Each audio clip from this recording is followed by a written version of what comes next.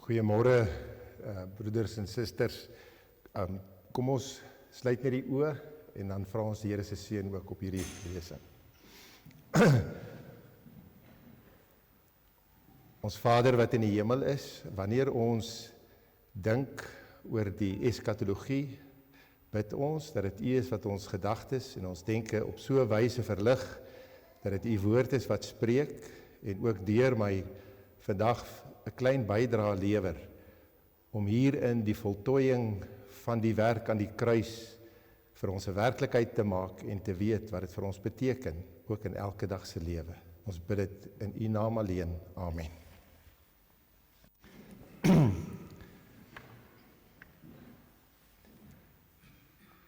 Hoe dink ek en jy oor die einde van die wêreld? Nie as 'n akademiese vraagstuk of iets wat my in die teologie besig hou nie, maar iets wat my gemoedstemming beïnvloed wanneer ek na die nuus kyk, wanneer ek die oorlog in Iran sien, wanneer ek kyk na die Midde-Ooste se vlamme. Wanneer ons hoor dat hierdie oorlog eskaleer en dit lei tot die vernietiging van infrastruktuur, handelsroetes, sekerhede waarop ons altyd ons hoop gebou het, sien ons dit as die vervulling van die tyd waar ons hoor van oorloë en gerugte van oorloë. Sien ons dit as die begin van groter wordende smarte, 'n tyd wat makliker gemaak word omdat ons weet dat die koms van ons Here Jesus daardeur aangekondig word en dit al nader kom. 'n Tyd waarin ons moet vasbyt en uithou en die evangelie sonder ophou verkondig, want dit is ons valskerm, die enigste verlossing uit hierdie chaos van groter wordende ellende.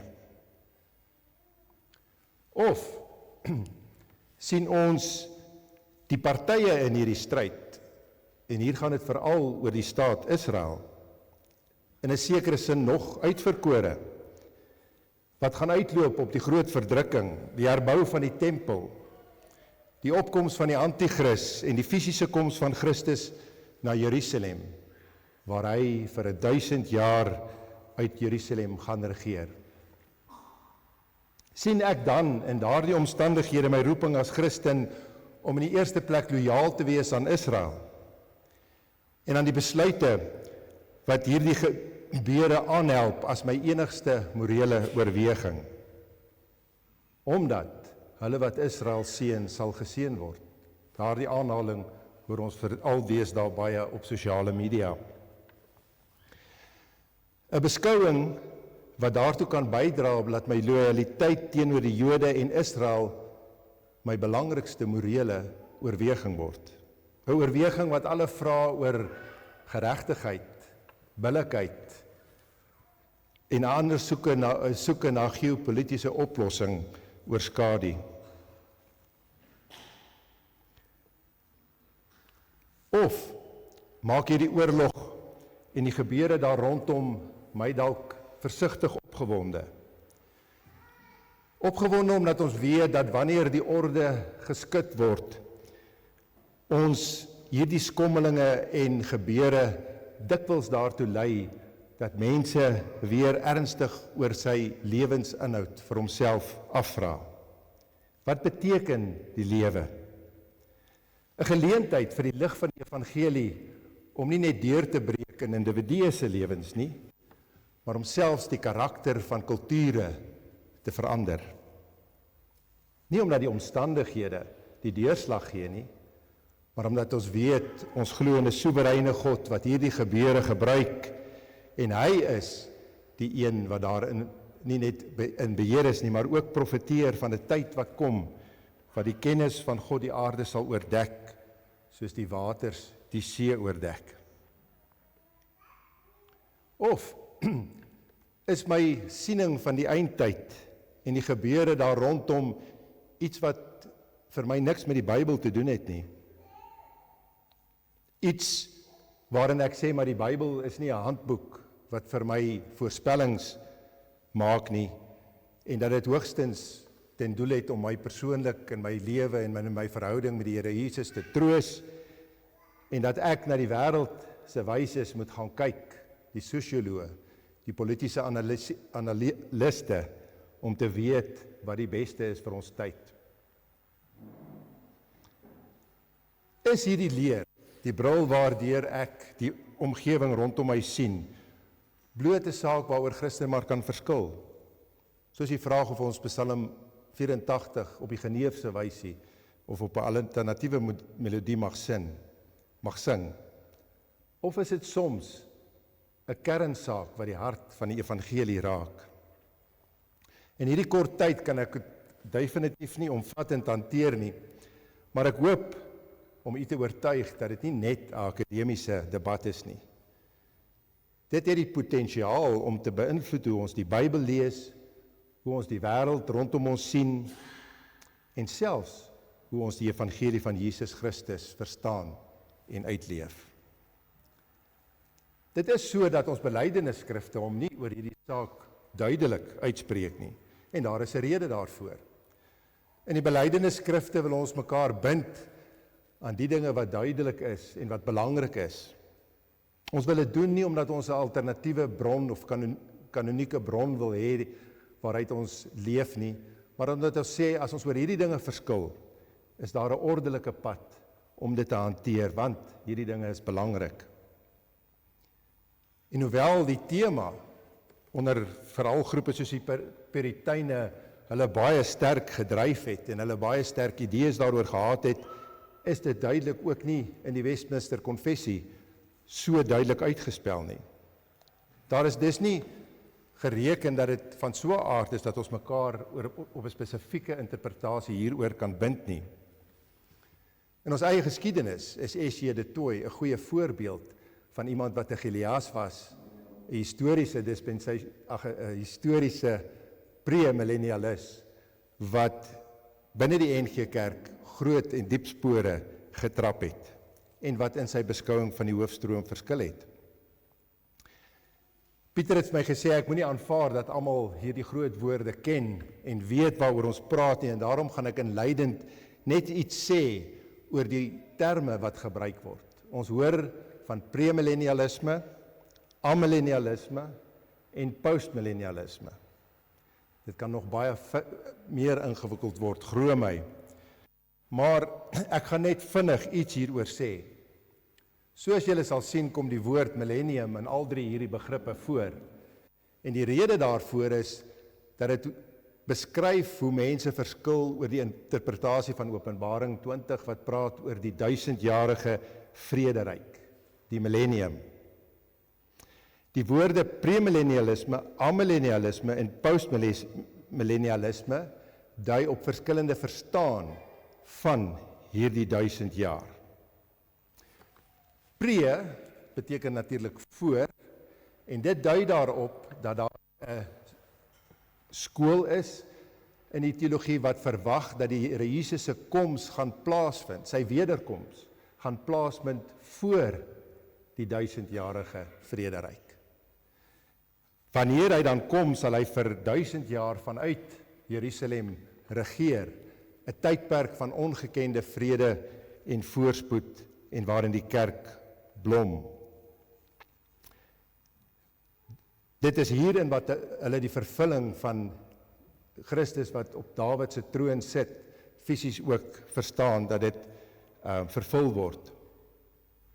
Nou beide amillennialisme en postmillennialisme sien die millennium nie as 'n letterlike tyd van 1000 jaar nie, maar sien die tydperk van Christus se hemelvaart totdat hy weer kom as hierdie tyd.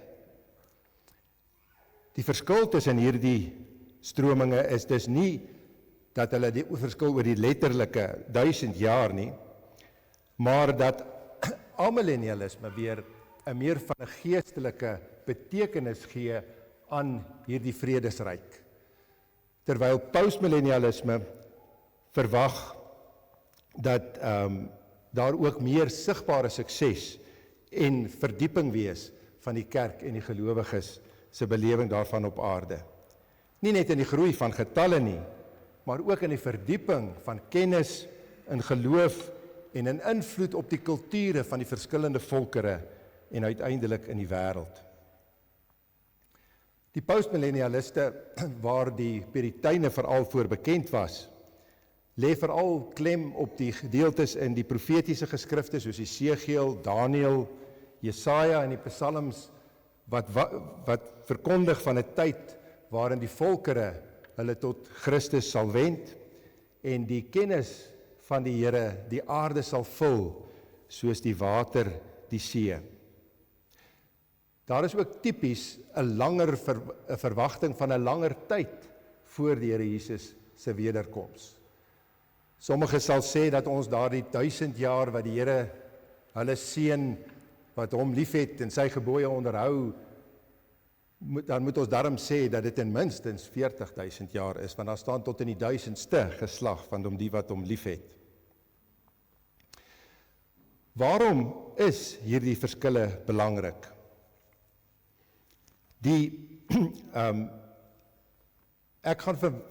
Ek wil in vandag se praatjie of in wat ek sê net 'n paar dinge uitlig wat die gevare wys van die 'n verkeerde siening van die uittye.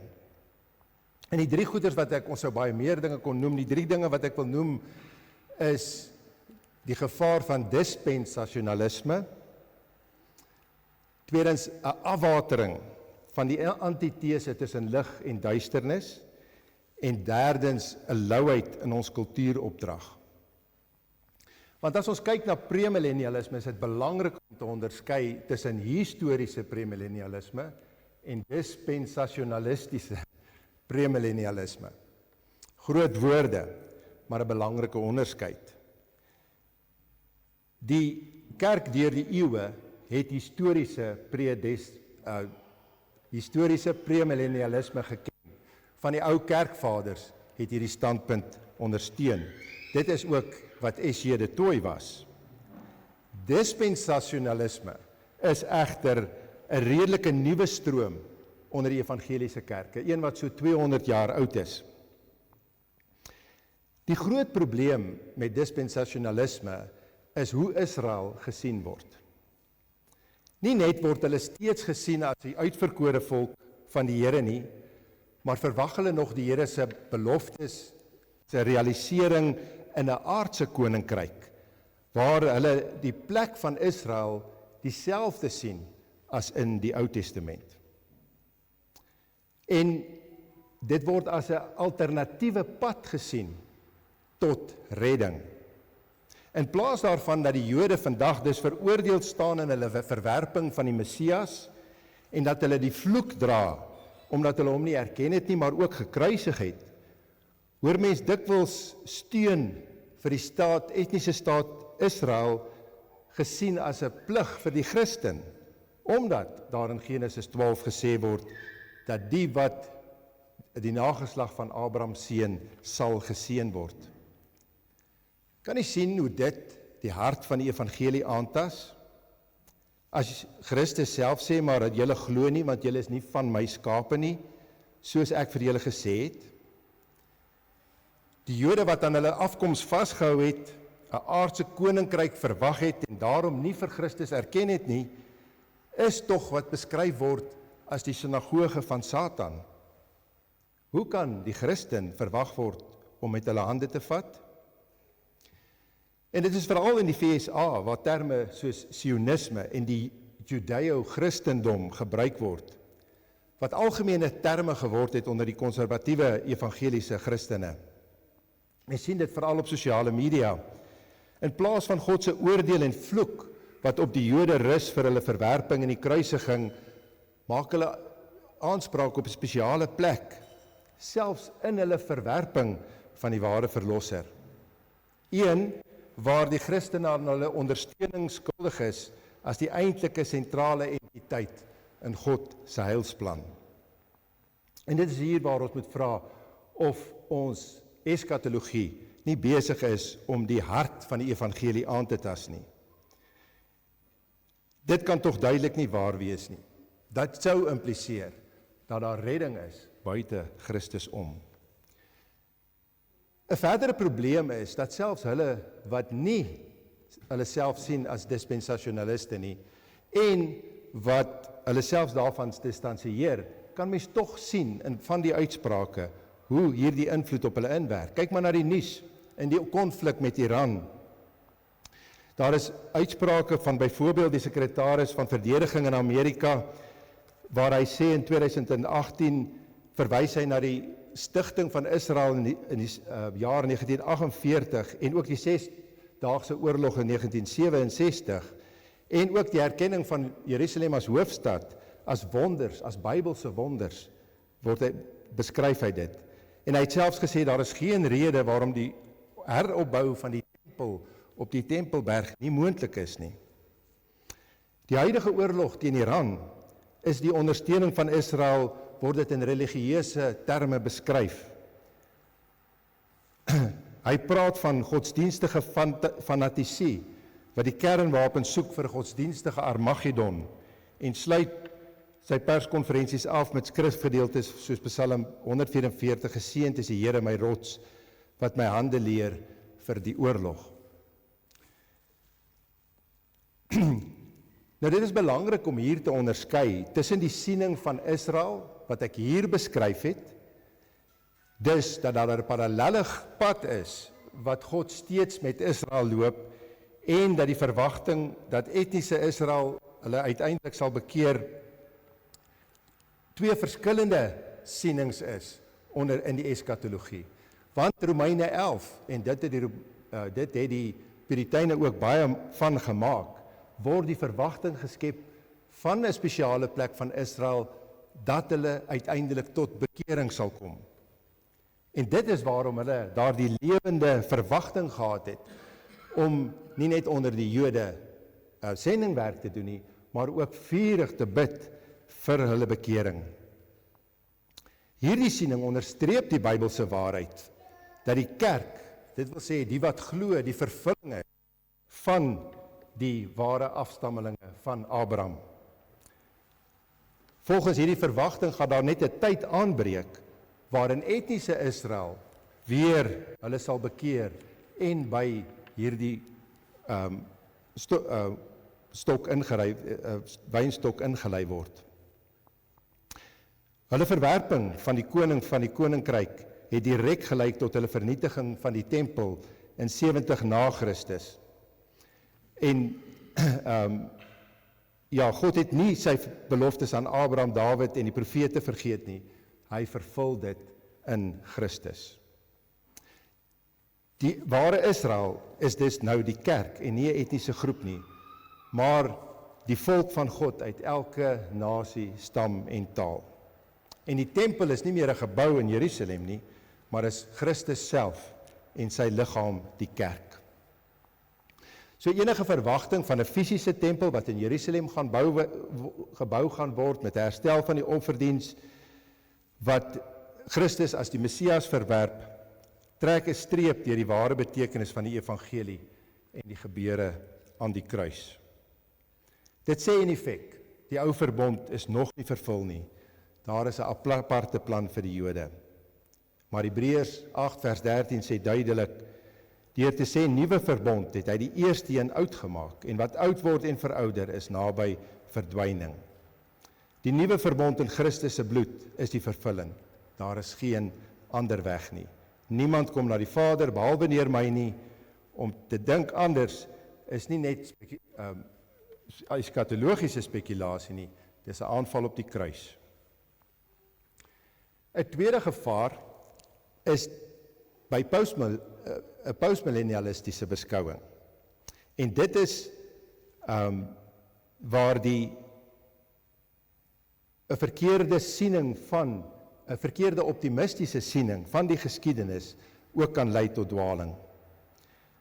Ons sien in die geskiedenis hoe hierdie positiewe beskouing van die mensgeskiedenis tot 'n ander dwaling gelei het, waar dit wat ons rondom ons sien gebeur, die groei in tegnologie, die toenemende vrede wat in die wêreld gebeur, die groei in wetenskaplike kennis en die kennis in die sosiologie en baie van die wetenskappe word gesien as 'n vervulling van hierdie beloftes, in plaas daarvan dat dit 'n antitese is tussen lig en duisternis, waar die lig oorwin, waar die Heilige Gees die harte van mense en kulture verander, word dit nou 'n positiewe beskouing van die mens en die kultuur. Ook iets waar teen ons moet waak. 'n derde gevaar is 'n louheid in ons kultuuropdrag. En dit is veral by premillennialisme, maar ook by amillennialiste wat 'n redelike negatiewe siening het, wat 'n redelike negatiewe siening het van die geskiedenis 'n gevaar. Dit kan ons kultuurmandaat beïnvloed. 'n Pessimistiese beskouing van die geskiedenis, hoe dit al hoe slegter sal word gaan met die kerk, hoe daar groter vervolging gaan kom, dat ons nie kan koop of verkoop sonder om die teken van die dier op ons hoofde te hê nie, kan Christene passief en onbetrokke maak. Dit laat ons in 'n mate dink aan die oorlog tussen die VSA in Vietnam. In sy boekie Heaven Misplaced vra Douglas Wilson die vraag of die kerk vandag die God se Vietnam is, waar ons veg en soveel as moontlik mense in helikopters kry om te ontsnap voordat alles hier in duie stort. Dit sou 'n negatiewe beskouing gewees het. Dink net hoe anders is dit as ons weet dat dit waarmee ons besig is, hierdie stryd gewen gaan word. As jou eskatologie jou laat leer dat die koninkryk van God soos 'n mosterdgraad groei, dat die glorie van die kerk sal uitbrei, totdat die kennis van die Here die aarde vul, soos die waters die seebodem oordek, dan leef jy anders. Dan doen jy jou beskeie bydra met gehoorsaamheid en vreugde, want jy weet dat die oorwinning verseker is. Dan neem jy die groot opdrag van Christus ernstig op. Gaan dan heen, maak disippels van alle nasies. Kyk, ek is met julle al die dae tot aan die volëinding van die wêreld. Nie omdat ons die wêreld self gaan red nie, maar omdat die koning reeds koning is en sy koninkryk kom. Maar al verskil ons dalk oor die presiese positiewe verloop van die wêreldgeskiedenis, die aardse sukses van ons pogings is nie die rede waarom ons gehoorsaam moet wees nie. Die bydrae wat ons lewer en die betekenis van elkeen van ons se storie is nie hoe blink, suksesvol en skouspelagtig jou storie is nie. Die betekenis lê daarin dat jou storie inpas in 'n groter verhaal, een wat heerlik is en vol glorie. En dan is jou storie dalk vol ellende, vervolging en sonder sigbare sukses. Maar dit is 'n storie waarin 'n martelaar op 'n brandstapel kan sterf met 'n psalm op sy lippe en 'n oorwinningsglorie in sy oë. Eskatologie behoort ons nie uitmekaar te hou nie. Maar die verskille mag nie die hoofstorielyn van die Bybel weerspreek nie. Die verhaal van 'n verlosser wat gekom het in die volheid van die tyd. Die een in wie sy heerskappy vervul is, in wie sy heerskappy die beloftes van 'n land, 'n koning wat op die troon van Dawid sit, vervul is, een wat vandag regeer.